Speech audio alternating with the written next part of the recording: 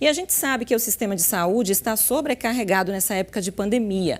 Agora, como é que estão os planos de saúde? Como é que eles estão se comportando nesse momento para garantir o atendimento aos associados? É o que a gente vai falar agora com o advogado Juliano Pessoa, que é presidente da Comissão de Direito Médico. Boa tarde, muito obrigada por nos atender aqui no AL1. Como é que os planos estão se comportando aí em todo o país? A gente percebe que muita gente está tendo, inclusive, dificuldade para contratar aí planos, não é isso?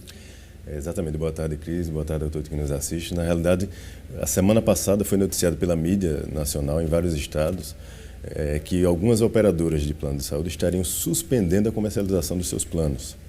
E aí a ANS, por meio da sua diretoria de fiscalização, emitiu uma nota relembrando que as operadoras não podem suspender a comercialização dos seus planos sem antes requerer essa suspensão à agência.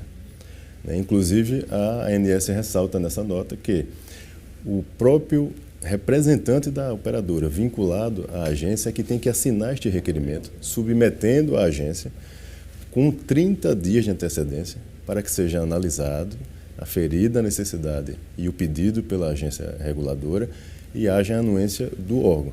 Então, de forma unilateral, não pode haver suspensão da comercialização desses planos.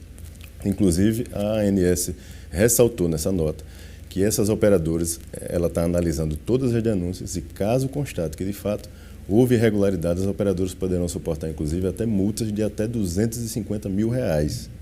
Tá? Além disso, durante o período que nós falamos de verificação por parte da agência, como nós bem dissemos, não pode haver suspensão. Caso haja, a operadora poderá ser enquadrada ainda na resolução 124 da ANS, que versa sobre a questão de você não poder recusar novos usuários sob pena de você discriminá-lo de alguma forma, por idade, por deficiência física. Então, ela poderá suportar ainda outra multa com fundamento neste artigo. Então, não só os advogados especialistas, os órgãos de proteção ao consumidor estão atentos a isso, como a própria OAB também. Eu digo isso como presidente da Comissão Estadual de Direito Médico da Saúde. O nosso presidente criou um comitê de crise, vamos dizer assim, para acompanhar casos ligados à pandemia especificamente. Algumas pastas estão envolvidas, a pasta da saúde, que eu represento, a pasta de direitos humanos, criança e adolescente, proteção dos idosos, defesa da mulher. Então, todos os representantes dessas pastas estão diuturnamente monitorando tudo o que está acontecendo e em contato direto com o presidente da OAB, que acompanha todos esses casos, para que a gente esteja prontamente ali acessível para assessorar no que for possível o direito e resguardar o direito da população, que essa é a nossa preocupação principal. São os pacientes com a Covid-19, né? Pacientes que estão até mesmo suspeitos da doença. Como é que os planos estão se comportando? A gente sabe que algumas pessoas alegaram, inclusive, que estariam tendo dificuldade ao acesso ao diagnóstico. Veja bem, houve uma prorrogação de alguns prazos, tá, de carência, para que se evite a aglomeração de pessoas nas unidades. Além da aglomeração, a sobrecarga na unidade de saúde. Com isso também se quer o quê? Evitar o risco de contágio. Então, quanto menos o paciente se deslocar para uma unidade de saúde desnecessariamente, melhor. Por quê? Porque ele evita, inclusive, que corra o risco de se contaminar com a Covid-19.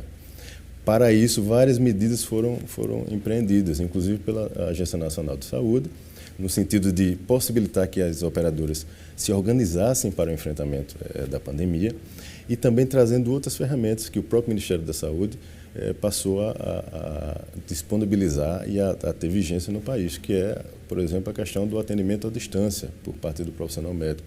Hoje a telemedicina está autorizada, o médico pode assistir esse paciente à distância pela via da tecnologia, evitando justamente isso, que aquele paciente que não necessita de um cuidado da unidade de saúde não se desloque até ela, evitando tudo isso que nós falamos. Mas não pode haver uma desassistência, isso é outra coisa. É preciso ficar muito claro, principalmente para os gestores das operadoras, que a gente sabe que existe uma pandemia em curso, que é seríssimo, os números estão aí, a reportagem anterior, inclusive, acabou de mostrar isso na rede pública, no caso. A gente sabe de tudo isso, mas não se pode utilizar o fato de existir uma pandemia em curso no país para utilizar isso como justificativa para desassistir os demais enfermos. As pessoas permanecem adoecendo, as pessoas permanecem sendo acometidas por outras doenças e, naturalmente, elas permanecem necessitando de cuidados médicos. E isso não pode ser suspenso, né? Então, esses casos devem ser analisados, devem ser aferidos pelo profissional médico e, verificando a necessidade desse paciente ser assistido na unidade de saúde, o médico fará esse encaminhamento e a operadora deve, sim, receber esse paciente. E a gente sabe que uma das dificuldades é exatamente a questão da quantidade de testes. A gente sabe que não tem testes para todo mundo, mas o paciente aí que tem plano de saúde, ele deve estar coberto no sentido de quê? Do diagnóstico, do internamento, do tratamento aí da doença? Sim, essa pergunta é excelente para a gente esclarecer. Existe sim a obrigação de cobertura, tá, desse teste desde março. A ANS se antecipou, fez uma reunião extraordinária e incluiu, inclusive, o teste para a detecção do Covid-19 no rol de procedimentos obrigatórios. Por outro lado, a gente precisa relembrar aqui a questão de que esse teste é precedido de uma indicação médica. Tá? A gente sabe que todo mundo que desenvolva qualquer sintoma gripal hoje vai ficar desesperado para querer ser testado. Já está associando. É natural, né? As pessoas estão apreensivas, estão com medo, estão com receio. Mas é preciso que ele busque ajuda no profissional médico. É o médico que tem a capacidade técnica para aferir, no caso concreto, se aquele paciente é e deve ser qualificado como um paciente suspeito e provável de ter a doença, para que ele, cumprindo os requisitos que o Ministério da Saúde preconiza, seja encaminhado para o teste e não o paciente, por desejo próprio, querer fazer. Se o médico fizer essa aferição e classificar esse paciente como suspeito ou provável, dentro dos critérios do Ministério da Saúde, ele encaminhará certamente esse paciente para a realização do teste. Neste caso, o que é que o consumidor, o que é que o usuário deve fazer? Buscar a sua operadora e verificar com ela qual a rede que ele deve procurar para a realização do teste.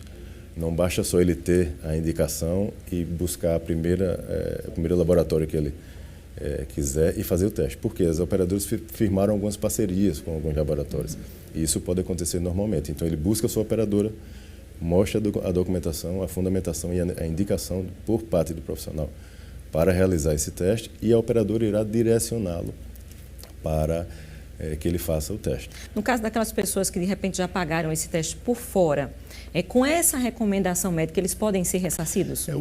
Não chegou, inclusive, alguns casos concretos no sentido do seguinte: alguns pacientes, aí pode ocorrer, nesse desejo, como nós falamos, de ter o resultado de um teste ali para ele verificar se ele está positivado ou não, mesmo sem a indicação, muitas vezes eles querem realizar o teste. Algumas operadoras vem realizando reembolso. Não chegou a informação de que, em alguns casos, foi reembolsado até 50% do valor que ele pagou particular. É um valor interessante, né? Se a gente partir da premissa de que esse paciente não foi enquadrado naquele requisito para ser testado, ele teve o benefício aí de ser reembolsado em 50% do valor do teste para matar a sua curiosidade e o seu receio ali de estar positivado ou não.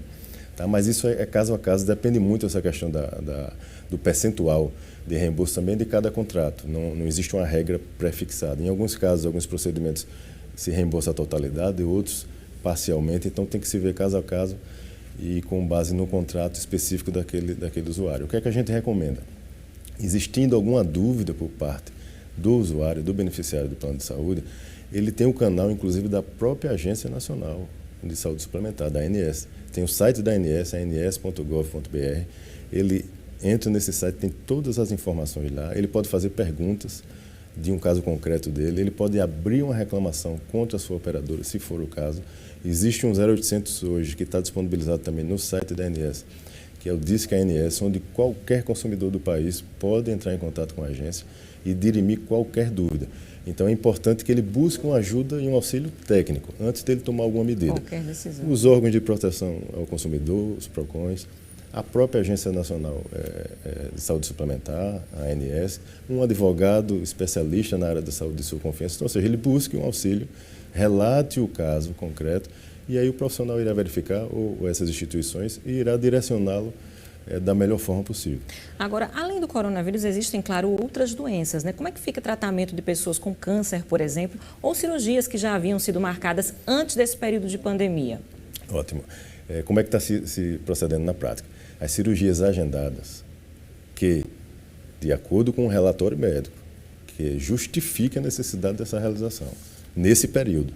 Né? Além disso, que o médico certifique os prejuízos que poderão acontecer à saúde desse paciente caso não haja realização desse procedimento. Então, se tiver essa documentação, em tese, não tem que haver negativa.